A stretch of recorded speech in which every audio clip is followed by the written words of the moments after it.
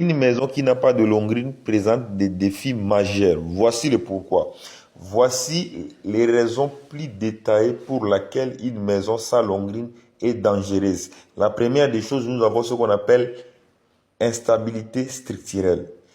Les longrines répartissant le poids de la maison sur les fondations empêchant les points de pression et les tensements différentiels. Cela veut dire que si une maison n'a pas de longrine, ça va présenter des défis majeurs. Si une maison a des longrines, ça va empêcher ce qu'on appelle les pressions de tensements différentiels. C'est la raison pour laquelle il est recommandé de construire une maison avec longrine. La deuxième des choses, nous avons ce qu'on appelle fissures et affaissements. Une maison qui n'a pas de longrine, ça va présenter des défis majeurs. L'absence de longrine peut provoquer des fissures dans les murs. Le plancher fessant et le bâtiment peut s'effondrer facilement. La troisième des choses, nous avons ce qu'on appelle problème d'humidité.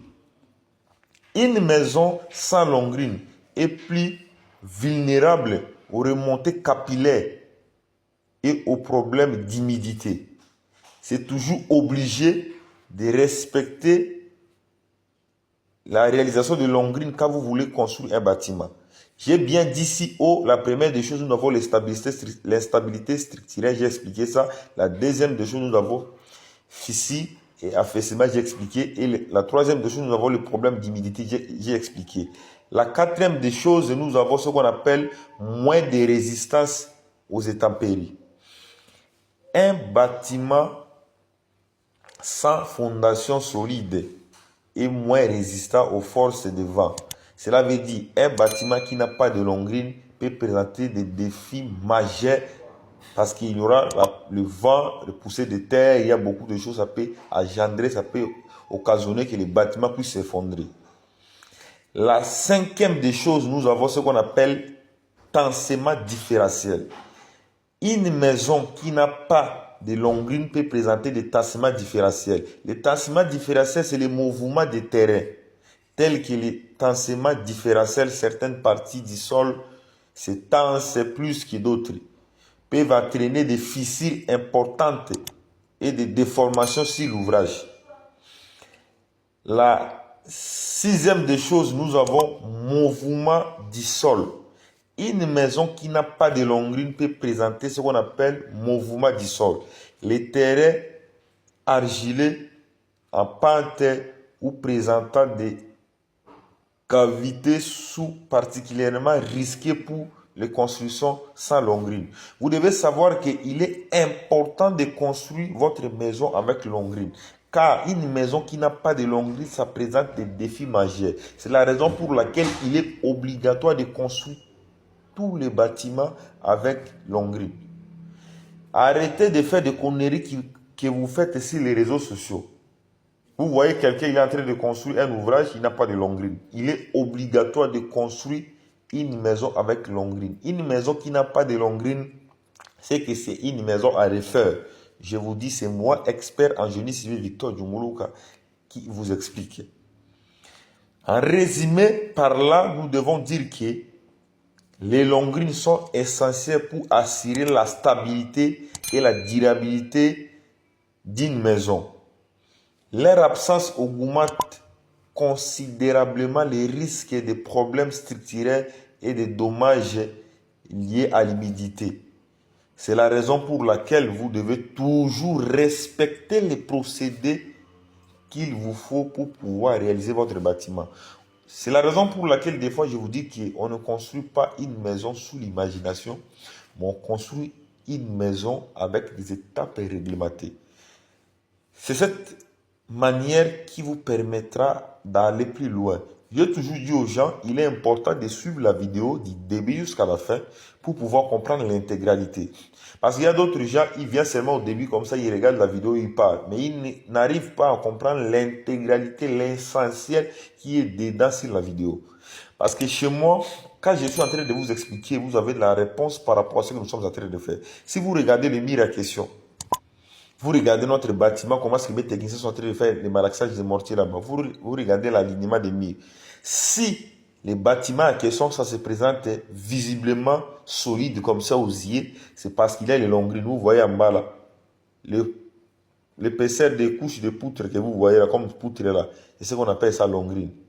Il est toujours préférable de les respecter. Si vous ne respectez pas les longrines, si votre ouvrage, vous avez un problème, vous voyez là, c'est ce qu'on appelle longrine. Les couches que vous voyez là, c'est ce qu'on appelle longrine. Mais beaucoup de gens aujourd'hui, quand ils réalisent l'ouvrage, ils sont en train d'oublier qu'il est important de faire les longrines avant de commencer l'élévation de murs. Et continue seulement à élever les murs comme ça pour faire le longrine.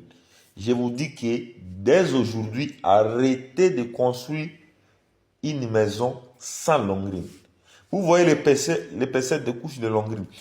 Dans la précédente vidéo, je vous avais expliqué qu'on a fait le mur séparateur où le longrine va entrer au milieu. Vous devez savoir que le longrine là a commencé dès au fond là-bas, au niveau des murs qu'on était en train de construire là. Maintenant, on a coulé ça jusqu'à haut que vous voyez là. Il est toujours important de construire un ouvrage avec longrine. J'insiste sur cet aspect. Je ne veux pas que vous me disiez que non, j'ai construit un bâtiment et le bâtiment est effondré. Je n'arrive pas à comprendre pourquoi le bâtiment est effondré. Vous devez savoir que vous n'avez pas suivi les normes, vous n'avez pas respecté les normes réglementées pour pouvoir réaliser votre longrine. Si et seulement si vous avez suivi des étapes réglementées de la réalisation d'une fondation, c'est que vous n'aurez pas de problème. Et vous devez savoir aussi, bien sûr, qu'il est recommandé de construire une maison avec longrine.